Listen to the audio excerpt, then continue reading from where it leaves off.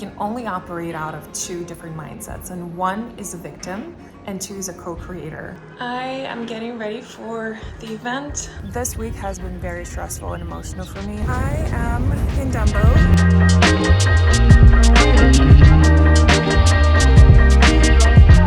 Good morning, guys. Just got my coffee and I wanted to sit down and talk to you about something I think important.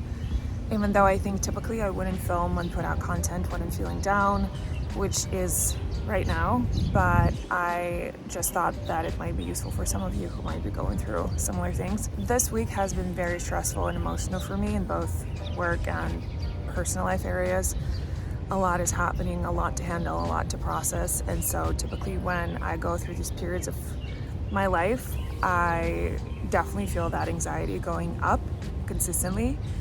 And the way I deal with anxiety, I really remind myself to shift my focus to things that I can control versus the stuff that I can't.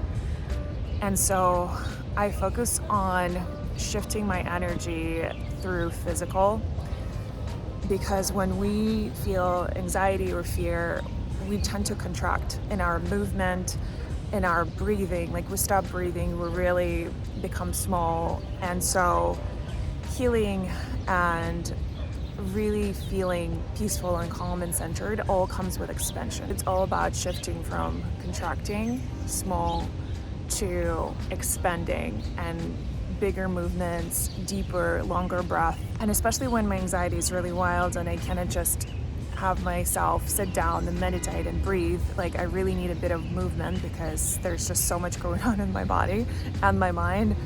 So I go on these early morning walks and I try to breathe as deeply as possible. And I think that combination of walks, fresh air, and breathing versus just sitting down at home really helps me to go back to this expansion and that type of energy. And then another part to it is, of course, release. So either through exercise or crying or journaling or therapy, because again, it comes back to that contraction situation where instead of releasing, you tend to just dwell on it. You tend to keep that in your system, which creates these blockages in your energy. And so your energy cannot get out, right? That energy that you're processing. So you need to find these ways to release it in whatever way that works best for you. And it's not that because I know these things and I've done them before and they work for me, that it makes it any easier. You just know what you need to do and you just do your best, and it's all about practice every single time, and it is a process. So it's also important to give yourself some grace and some patience and just accept that this is what you're going through. These are the emotions you're feeling, and it's okay. Whatever way you're feeling right now is okay, and trying to focus on the things that you can control, which is predominantly taking care of yourself and trying to shift that energy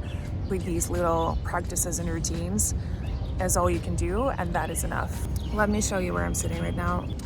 I always kind of choose a rock to sit on, and then there's a huge field in front of me, a lot of trees, a lot of greenery, dogs running around, squirrels, and all of this is really, really healing and therapeutic. And so tonight I also have a work event. It's a charity gala. Of course, I'm not in the best mood to do it, but it's work, and I'll go there with some of my team, and hopefully that's going to be a good time spent together. I am getting ready for the event. The dress code is summer cocktail, so I'm wearing this silk dress, these very simple nude sandals, my mini bag, and it looks like it's going to rain a lot, so not excited about that, but we'll see how that goes. And I'll try and film a little bit from the event so you guys can see how that looks like. And I'll see you guys there.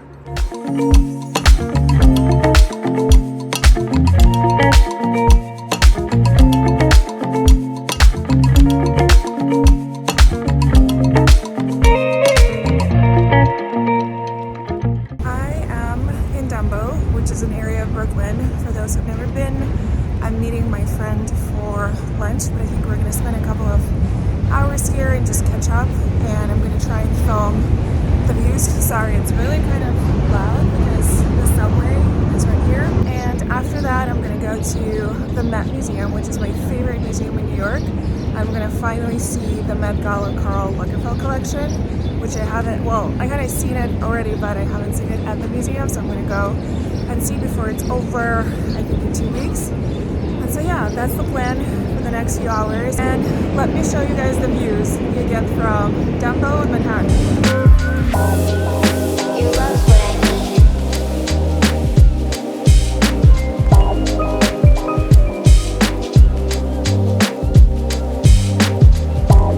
Your love is what I need.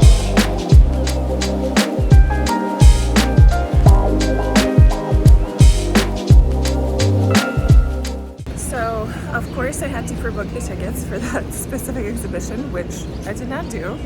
And so I couldn't get in, and I didn't stay for too long and just went to see one exhibition. But I didn't stay because I'll have to come back anyway on the day when I finally pre-booked the tickets, and that's probably gonna have to be my next day off. And so unfortunately, you guys are not gonna see the collection in this vlog, but I'll do my best to make it next time and film it for you so you can see it almost in person through me in my next vlog. I am just gonna go home now because tomorrow I have a very long work day, so I'll just stop by grocery store for cherries because I've been obsessed with cherries. They are so sweet and juicy right now. I think they're in season, I might be wrong, but they just taste extremely good.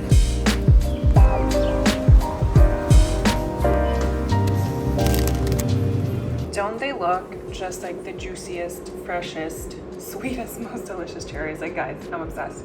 So I wanted to end this vlog on a thought, or maybe a bit of a compilation of thoughts, and I spoke a little bit about this earlier with my friends, so maybe that's kind of what inspired the sharing. We were talking mostly about our inner work, journey, therapy, insights we've kind of been having over the past couple of years, and I really strongly feel that one of the biggest, strongest theme of my personal inner work for the last few years has been this theme of acceptance just across the board in every area of your life, in every situation. And you know, the funny thing is that we all have these situations, people, and stuff that happens that we might not expect, and we don't like it or get frustrated or triggered by it, or we want something so strongly and we imagine how we get there, and we're so stuck on like one specific way how we get there. And so when it doesn't happen on the timeline that we wanted and the way we wanted it to happen, we get so upset and we think that it's never going to happen, where most of the times if you look back at your life, you'll realize that things didn't happen for a reason, and sometimes you can't even imagine how things can fall together into place and happen even in such a better way that you could have thought of. And I keep repeating myself, you know, through these periods of life, that things are not happening to me, but things are happening for me. And that is such a different perspective to have, because we can only operate out of two different mindsets. And one is a victim, and two is a co-creator with the universe. And so when you think things are happening to you and you get upset and you react to every single situation that kind of in some way doesn't go according to your plan or wish, you are reacting as a victim, as if things are happening to you, and you keep saying, why me? Why is this happening to me? Instead of co-creating and really believing strongly that things are happening for you. You might not know why just yet, but believing that and moving with that energy towards whatever next step or period of your life really brings a different peace of mind, a different energy. It's not just the most beautiful law of manifestation, but also it's this law that's called the law of detachment that I've known for a very long time after I read one of my favorite books, actually. And so what it is the law of detachment is when you know what you want and you work towards it and you feel as if you're already there, but you do not get stuck on specific details of how that happens, because that is such a limiting belief that limits the way the universe and the world can work, and situations and contexts can really unfold and develop to your favor. And so surrendering after you know what you want and where you want to be is just as important as working towards it and identifying what it is that you want. And so I think in that sense it's so beautiful, and so many of us are so good at taking control over what I want, how I'll get there, and like putting a plan and timeline and all of that. But then actually letting it go is such a more difficult thing to do. And I think that's what I also have come to learn. And I think I've gotten so much better at it.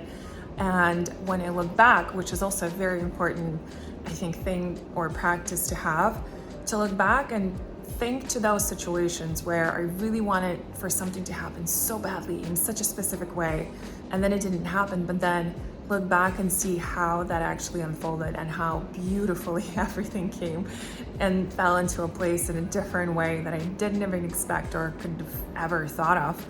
And this is how I got here where I'm at right now, right? So it's all about having that gratitude, that belief that you are co-creating, and there's a part that you have no control over and you really need to surrender to that beauty. You should feel excited about what's to come and how that's going to unfold. And so kind of like in the same realm of things, when we talk about situations and things not happening the way we want them to, or like when we want them to, same thing happens with people and relationships. And I think that is such an interesting topic for me and always has been. I see some people sometimes entering into exactly same relationships with the same patterns with different people. I, in my life, see meeting the same triggers in different people in different areas of my life. And that is so fascinating to me because, you know, for the longest time, sometimes I would think like, why is this challenging person in my life? And it could be different relationships, right? It could be at work, it could be a family member, it could be a friend or like a stranger or whatever. And you just don't understand, like, why is this energy coming towards you? And it really triggers you or it frustrates you so much that you just like lose your sleep over it sometimes. And especially when it becomes repetitive and it's kind of like a similar thing that triggers you, but in different people over time, you realize that every single person that has that power of getting that reaction out of you emotionally is your teacher, is probably your greatest teacher really in life. And so shifting your approach to it and kind of outlook at coming towards those situations and those specific people with gratitude. And first in your mind, thanking them. Thank you for showing up in my life and shedding the light on the things that I previously either hidden on my own and repressed, or I didn't want to look at, or I didn't notice, or I haven't worked through yet, or I've projected out and so on, right? There's so many different things that could trigger us potentially. But really thanking that person for bringing light to that. And very often, when it's just the two of you in the room with that person, and you're reacting to whatever they're saying or doing, there are actually so many more people in the room. Because each one of us, most of the time, we're really not reacting to that person in front of us, but we are reacting to situations from our past and people from our past. And so knowing that and knowing that there's still something in you that sits and wounded and not healed, and or just maybe you've never come across it just yet within yourself, brings so much more power back to you.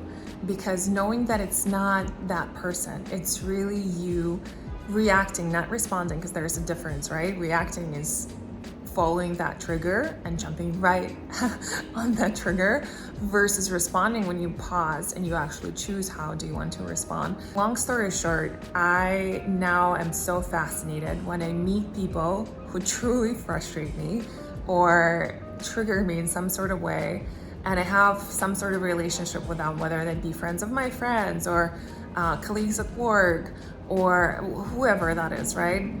It's very interesting because instead of projecting all of that anger, frustration onto them, you turn inwards, and after thanking them, you just ask, okay, what is that reaction truly asking me to look at, and where is it truly coming from? Is it coming from this situation in the present, or is it something that I still haven't addressed or worked through from the past? So yeah, that's kind of just been in my mind today, and I've talked about it with my friends, so I just thought I'll share with you. Hopefully that's helpful. Let me know your thoughts if you're kind of like experiencing the same insights or situations or thoughts or inner work. I would love to read your journey and your wisdom. Would love to have some sort of sharing. I am going to end my vlog here. Again, I'm sorry guys, you didn't see the collection at the mat, I'll definitely go there next week and film that for you, and I'll show it to you as I promised. But until then, you guys have a great week, and I'll see you soon.